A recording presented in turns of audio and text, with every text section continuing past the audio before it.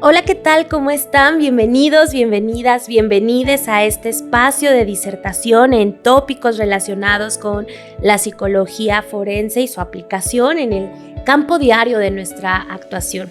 Mi nombre es Perla Razo Martínez, soy perita en psicología forense, siempre tratando de trabajar con una perspectiva de infancia, género y derechos humanos.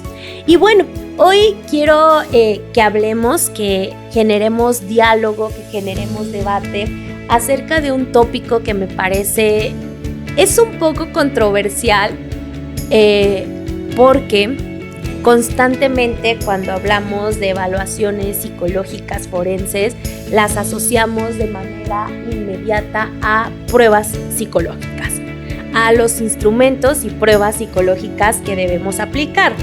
Y creo que esta práctica de la instrumentalización de todo el proceso forense ha generado que los y las psicólogas creamos que dentro de nuestra evaluación obligatoriamente o de manera forzosa deben existir estos instrumentos psicológicos, deben existir estas pruebas psicológicas.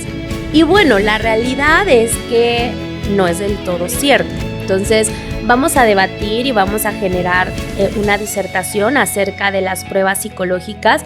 Voy a empezar a construir cuáles son los instrumentos, de qué se trata, cómo los podemos ver, cómo generamos o cómo seleccionamos un instrumento idóneo para una evaluación forense y sobre todo estos ajustes razonables que deben existir dentro de nuestras valoraciones y que por ahí vamos a entender y vamos a integrar las pruebas psicométricas.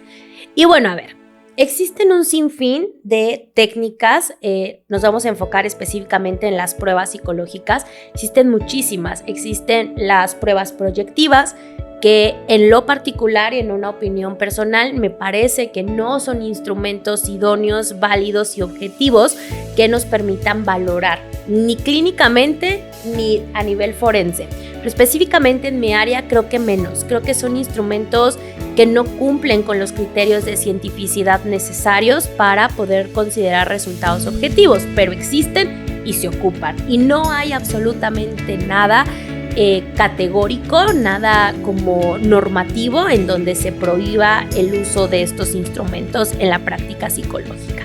Hay críticas y demás, pero una prohibición como tal pues no existe. Y bueno, a ver, entonces, ¿qué pasa?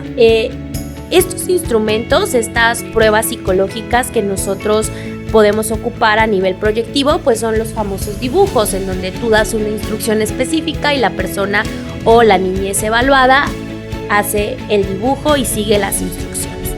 Están también las pruebas aperceptivas, que son estos instrumentos a través de láminas o de dibujos, en donde tú le enseñas a alguien evaluado una imagen y él te va a contar una historia o va a seguir una instrucción respecto a esa lámina. Tenemos los inventarios o cuestionarios, que son estas pruebas que nacen de un paper de investigación, que nacen de algún artículo en revisión científica, pero que no cumplen el carácter metodológico y estadístico para convertirse en una prueba psicométrica, ¿no? Entonces, un ejemplo es el test de agresividad de Burus, ¿no? Que es una prueba que sale de un paper, algunos inventarios o cuestionarios relacionados con ansiedad, depresión, estrategias de afrontamiento que, insisto, salen de un paper, de un artículo de investigación.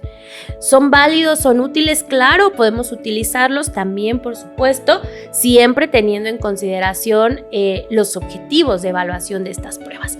Y después están los que a mi parecer, y creo que al parecer de la comunidad científica, son los instrumentos que tienen una mayor validez estadística y metodológica, que son los instrumentos psicométricos. ¿Qué quiere decir esto? Que van a dar un valor numérico, estadístico, que hay una muestra, que hay baremos, que hay un estudio, que hay una validez, que hay una confiabilidad y que nos van a dar un resultado. Dentro de estos estudios, la discusión central siempre es el tema de la estandarización. Está estandarizado en población mexicana y es algo que me genera mucha risa cuando me preguntan, maestra, pero esta prueba que me está recomendando está estandarizada en población mexicana, y les pregunto, ¿ocupas pruebas proyectivas? Sí. es un poco ilógico, ¿no? Preocuparnos tanto por una estandarización de un instrumento que tiene una mayor validez científica, pero no preocuparnos de eso en una prueba proyectiva, ¿no? Por ejemplo, por ahí.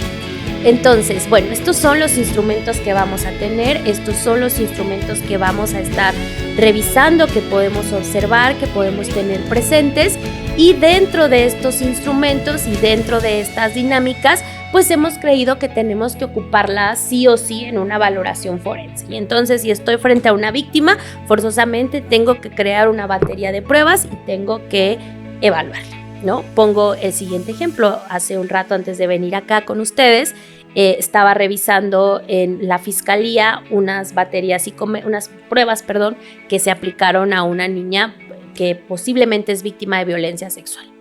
Y entonces, dentro de las baterías, lo primero que me pasan es la prueba de Bender, ¿no? El test gestáltico visomotor, que es una prueba neuropsicológica que va a arrojar resultados neurocognitivos, nos va a dar información neurológica básica, porque pues, no es una prueba profesional respecto a darnos una explicación de realmente una afectación neurocognitiva. Y entonces yo me cuestionaba y me preguntaba, ¿por qué está en esta aplicación? Esta prueba específicamente, ¿qué objetivo tiene en esta valoración psicológica? Porque es importante conocer el estado neurocognitivo de una víctima que desde el estado mental me estás diciendo que no tiene ninguna alteración importante para no continuar con la entrevista. Entonces es un poco ilógico. Y creo que tiene que ver con estas ideas y estas premisas que nos gestaron desde la cuna, ¿no? Desde nuestras universidades, en donde nos decían que teníamos que construir una batería psicológica formada por una prueba neurocognitiva, una prueba de inteligencia, de personalidad. Y no es así. Dentro de la valoración, nosotros con la entrevista vamos a obtener información y esta información la vamos a ir corroborando, la vamos a ir buscando y encontrando justamente con los datos que encontremos ahí en nuestra entrevista y posteriormente cruzarlos con algún instrumento psicométrico, con alguna prueba. Veía también en esta revisión que aplicaron el test de matrices progresivas de Raven en su versión coloreada, ¿no? Que es la versión para la infancia.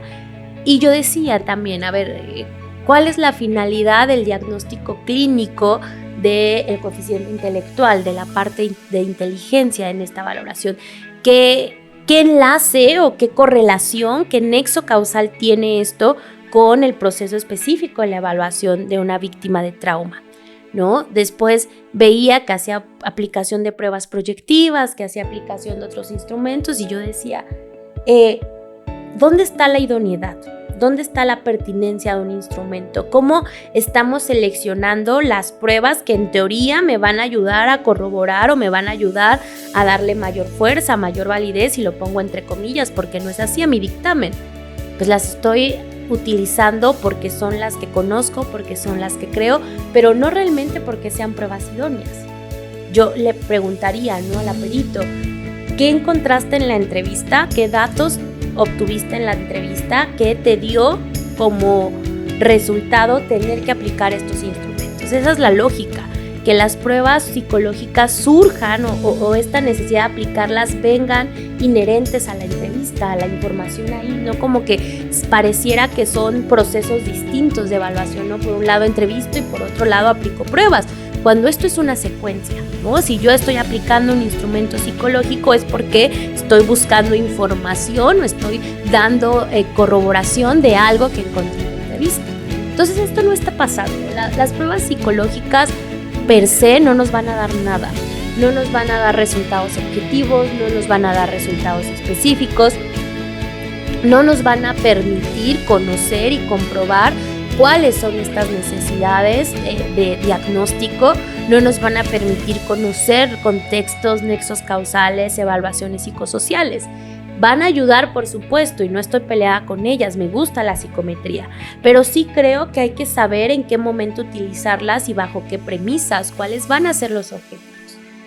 Y bueno, también otro de los puntos muy debatibles es el ajuste razonable. ¿Por qué puedo o no puedo aplicar un instrumento psicológico? ¿En qué momento sí o en qué momento no? Y a veces hay personas con alguna discapacidad tenemos personas que tienen algún problema de alfabetización y entonces decimos, bueno, es que como la prueba no dice que se le puede aplicar a una persona con discapacidad porque el manual técnico no integra esto, entonces no lo hago. Y es ahí cuando nosotros podemos basarnos de estos ajustes razonables y hacer adaptaciones a nuestras técnicas para poder cubrir las necesidades particulares e individuales de cada una de estas personas.